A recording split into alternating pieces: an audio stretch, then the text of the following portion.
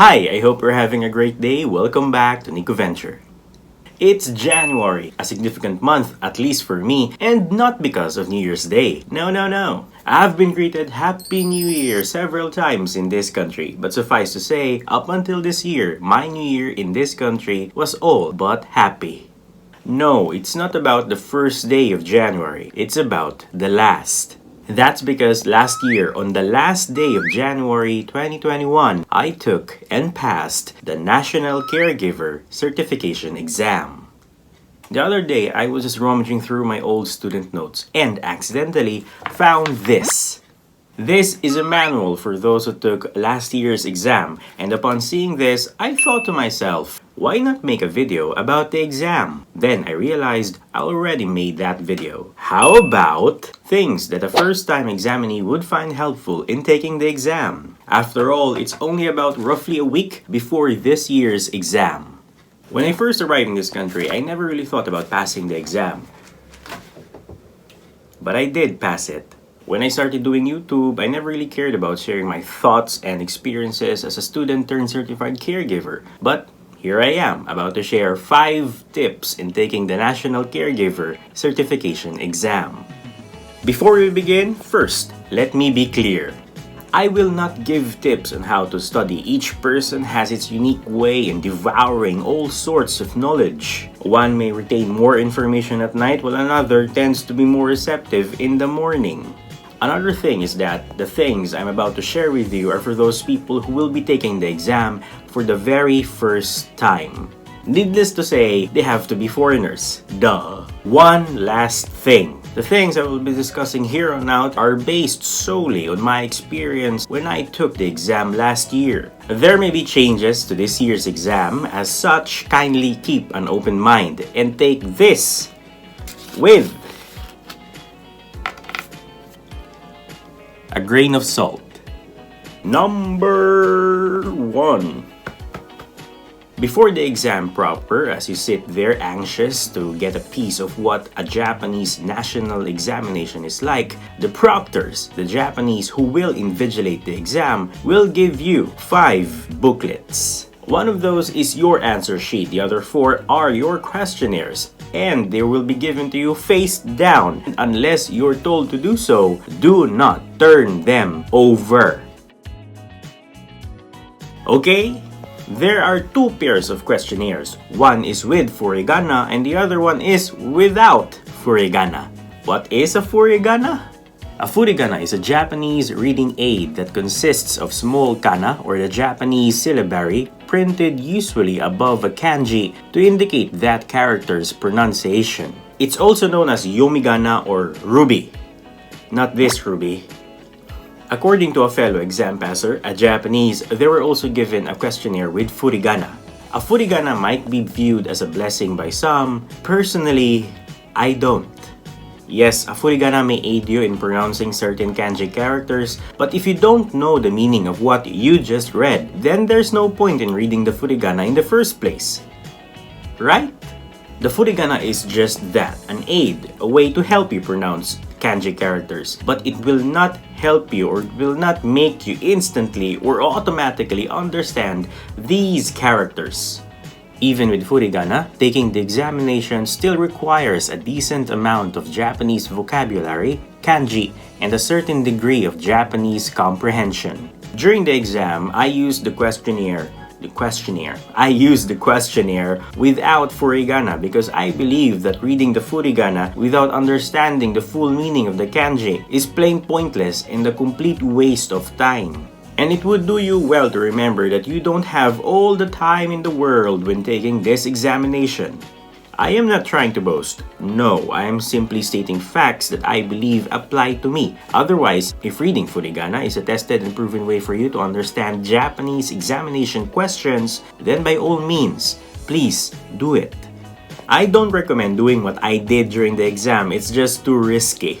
Honestly speaking, sometimes I think it's mostly luck that made me pass the exam. What I do recommend, however, is for you to study and remember these technical terms. These terms have been popping out for the past exams and they may pop out again this month. Number 2.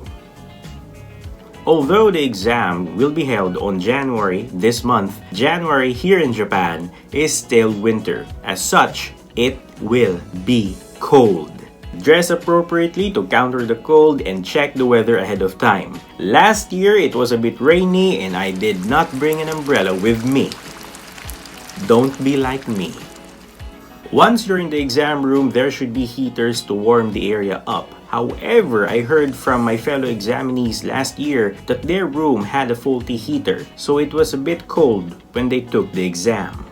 You can wear your down jacket inside the exam room if you're comfortable with it. Otherwise, you can put it in the chair beside you. That's because you and the other examinees will be sitting a seat apart from each other.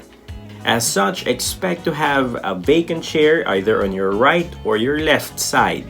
So the bottom line is, if you're used to taking an examination in a hot or humid weather, mentally prepare yourself that this month's exam will be cold.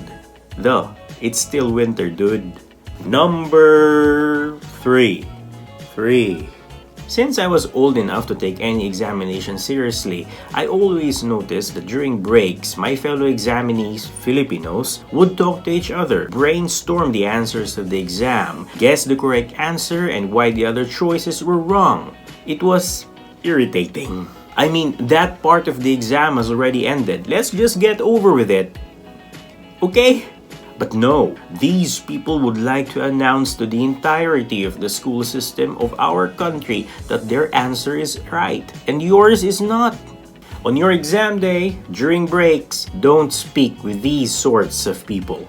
If you're a Filipino, there is a huge chance that you will have a kababayan who would like to discuss the exam during breaks. Avoid them, or at the very least, don't entertain the discussions regarding the exam.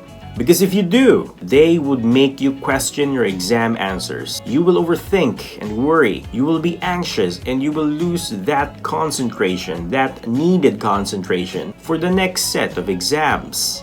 Instead of listening to them, meditate and prepare for the next set of exams. My fellow Filipinos are not the only one who are guilty of this. I mean, my Vietnamese and Indonesian friends who took the exam with me last year also discussed the exam during our breaks. Some Japanese also do the same thing. These students were huddled together in a corner and were discussing the exam during a break. Although I cannot understand them because they're speaking their own language, they're still urusai.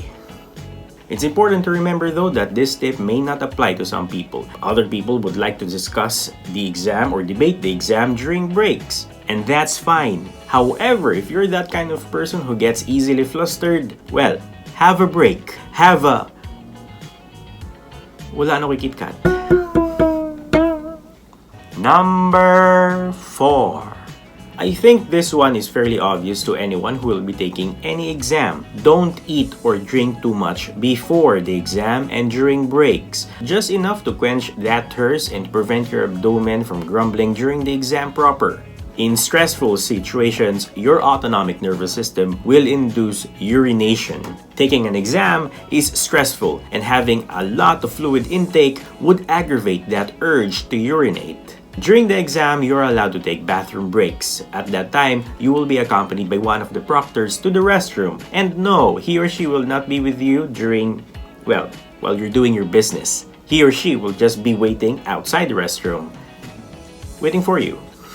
Regardless, if you eat or drink too much, you will have to visit the bathroom during the exam proper, and the clock will not stop for you even if you have the call of nature. Precious time will be needlessly wasted. Perhaps due to anxiety, one may feel hungry or thirsty, but resist the urge to have too much. Anyways, you can always have a tabihoday later after the exam. Oh yeah, you are not allowed to drink or eat during the exam. No shit, Sherlock! Number 5. After the exam, go home and rest. You're already stressed out by the exam. Talking about it after the exam will just give you anxiety. What's done is done. After all, the answers of the exam will be published online hours after the entire exam has ended. So there's no point in talking about the exam with your genius friend. The answers that will be published online hours after the exam will not be 100% accurate, but I will bet my license, both nursing and caregiving licenses, that it will be more accurate than your genius friend. As what I said earlier, what's done is done. As long as you did everything you had to do, let it go and let him do the rest. Whether you pass the exam or not, there's still a huge chance that you can still work in this country. Just not as a certified caregiver though, but at the very least, you will still have a job. Failing the exam is and will not be the end. It doesn't define you as a person. If you fail the exam, accept it and learn from it. Depending on your circumstance, you will still have another shot next year. So that's it. Before you go, I would like to say good luck and God bless. I really do hope you pass the exam. I don't have any Kit Kat chocolate with me anymore, but here's a picture of it.